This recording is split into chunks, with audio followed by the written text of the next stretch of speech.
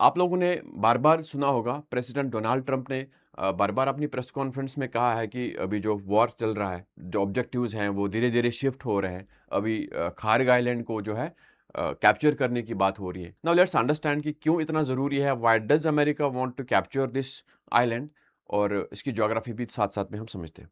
सबसे पहले जो खार्ग आइलैंड है, it's located here in the Persian gulf, in the gulf here. यहाँ पे जो है इसकी जो लोकेशन है, इसकी डिस्टेंस जो मेनलैंड से it's just 24 kilometres.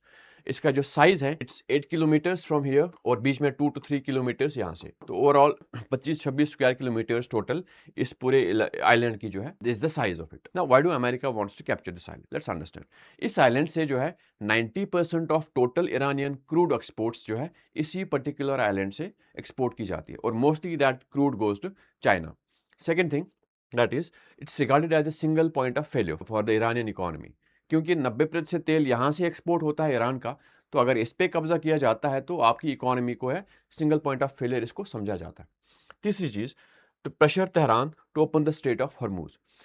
Overall Tehran पे प्रेशर बढ़ाने के लिए, ताकि अगर हम इस आइलैंड को कैप्चर करते हैं तो आप स्ट्रेट ऑफ हॉर्मूज को ओपन करो। तो एक प्रेशर टैक्टिक्स के लिए इसको इस्तेमाल करने की कोशिश की जा रही है। और लास्ट में सबसे इंपॉर्टेंट चीज़ जो अमेरिका जिसको समझता है, क्योंकि America wants to exit as early as possible, उसके लिए सारे ऑब्जेक्टिव्स इसको हासिल करने पड़ेंगे। इसके लिए अगर अमेरिका जो है एस्केलेशन भी चाहता है टू एग्जिट अर्ली, तो वो उसके लिए तैयार है। नाउ फ्यूचर निगोशिएशन में अगर उसको चाहिए जाना पड़ेगा विद ईरानियन जो लीडरशिप है उसके साथ, अगर उसको फ्यूचर निगोशिएशन करनी है, उसके लिए भी इसको एक बार्गेनिंग पॉइंट का इस्तेमाल या बार्गेनिंग चिप के लिए इस्तेमाल करने की कोशिश की जा रही है। दैट इज़ वाई अमेरिका इस आइलैंड को यहाँ पे जो है कैप्चर करने की कोशिश या कैप्चर करने की ख्वाहिश रख रहा है एज ऑफ नाउ। उसके लिए उन्होंने मोबिलाइजेशन सारे मरीन्स को जो है रिसेंटली अभी डिप्लॉय कर रहे हैं वो गल्फ में। ठीक है, नाउ लेट्स अंडरस्टैंड ईरान के लिए इस आइलैंड की क्या इंपॉर्टेंस है। सबसे important as a said early कि 90% तेल यहाँ से एक्सपोर्ट हो रहा है। हर दिन 1.5 मिलियन बैरल्स ऑफ ऑयल यहाँ से हर दिन के लिए एक्सपोर्ट किया जाता है, जो कि मोस्टली चाइना चला जाता है। दूसरा, natural port because of the deep water. अब जो आइलैंड जो है इसको समझते हैं, इस आइलैंड के जो आसपास जो पूरा जो कोस्ट लाइन है इसका, ये शैलो वाटर नहीं है, ये डीप वाटर है इस पूरे यहाँ से।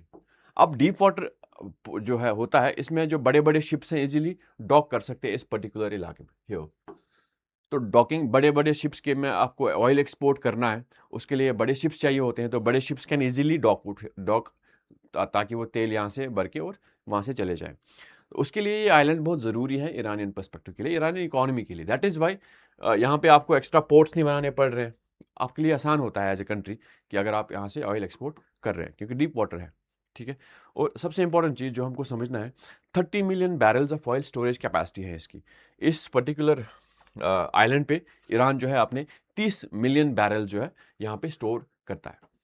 तो ईरान के लिए भी इंपॉर्टेंट है, अमेरिका भी इसके लिए। दैट इज़ व्हाई अमेरिका इसको जो है कैप्चर करने की बात कर रहा है। नाउ लेट्स अंडरस्टैंड, क्या there are experts who are having different opinions about कि अमेरिका इसको कैप्चर कर सकता है, नहीं कर सकता है। Let's discuss about it as well. सबसे इंपॉर्टेंट चीज़, अगर अमेरिका इसको कैप्चर करता है, जो कि because of the military might it possesses, resource उसके पास सारे हैं, नेवल एयर सुपीरियॉरिटी उसने अचीव कर ली है, नेवल सुपीरियॉरिटी इस रीजन में उसकी है ही। तो ओवरऑल अमेरिका के पास रिसोर्स है और वो इसको इजीली कैप्चर जल्दी कर सकता है। जबकि पहले भी उसने इस पर्टिकुलर आइलैंड पे जो मिलिट्री इंफ्रास्ट्रक्चर था उसको खत्म कर दिया। 90 टारगेट्स पे यहाँ पे हमला कर दिया था। इस पर्टिकुलर आइलैंड पे जितने भी मिलिट्री टारगेट्स थे, चाहे वो पोर्ट्स थे, नेवल पोर्ट्स थे या एयरफोर्स का इंफ्रास्ट्रक्चर था, उसको खत्म तो कर ही दिया है, बट ऑयल इंफ्रास्ट्रक्चर को जो नुकसान अभी तक नहीं पहुंचाया। बट अगर अमेरिका इसको कैप्चर करता है, जो कि वो आसानी से कर सकता है, बट इसको होल्ड करना, एक्सपर्ट्स कह रहे हैं कि इस आइलैंड को होल्ड करना अमेरिका के लिए बहुत मुश्किल हो सकता है। वो कैसे, आइए समझते हैं। सबसे पहले आपका जो आपकी जितनी भी नेवल एसेट्स है जो यहाँ पे डिप्लॉय करेंगे ट्रूप्स को, उनको इस पर्टिकुलर गल्फ से गुजरना पड़ेगा, जो कि ऑलमोस्ट एक दिन का सफ़र है।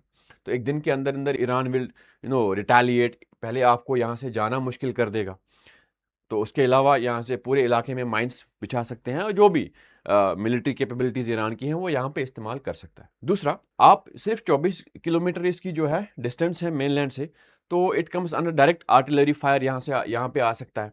या जो भी ड्रोन्स की कैपेबिलिटी ईरान की बहुत अच्छी है, तो वो ड्रोन्स का इस्तेमाल करके यहाँ पे आपको इसको होल्ड करना या इसको सस्टेन करना, इस होल्ड को मुश्किल कर सकता है। और तीसरी इंपॉर्टेंट चीज़ जो सबको समझने की ज़रूरत है, यहाँ पे जो है जब आपको इसको पूरा फोकस इसको डिफेंड करने में लगेगा, उसमें आपके रिसोर्सेज खर्च होंगे, बहुत सारे लोग चाहिए, बहुत सारे डिप्लॉयमेंट्स चाहिए, एसेट्स चाहिए उस डिप्लॉयमेंट को प्रोटेक्ट करने के लिए। तो आपके जो ओवरऑल ऑब्जेक्टिव्स होंगे, जो मेनलैंड ईरान पे जैसे normally they just go and come in, वहाँ पे बॉम्ब्स ड्रॉप करते हैं, वो सब नहीं कर पाएंगे, क्योंकि मेजरली रिसोर्सेज इस पर्टिकुलर रीजन में ही लग जाएंगे। क्योंकि आपको इसको प्रोटेक्ट करने के लिए, जो शोर लाइन है, इसको जो है चीज़ को प्रोटेक्ट करने के लिए इस इलाके को जो है आपको निगरानी करनी पड़ेगी। बॉम्ब्स यहाँ पे जाएंगे, पूरा जो आपका जो मटेरियल है या रिसोर्स हैं वो इधर इसकी ऑब्जर्वेशन में, इसको मैनेज करने में लगेगा। तो दैट मीन्स ओवरऑल जो वॉर के ऑब्जेक्टिव्स हैं वो कहीं ना कहीं जो आपसे मिस होंगे। That is why experts are saying कि this is not a wise thing to do. So we will keep on posting more stories. Thank you.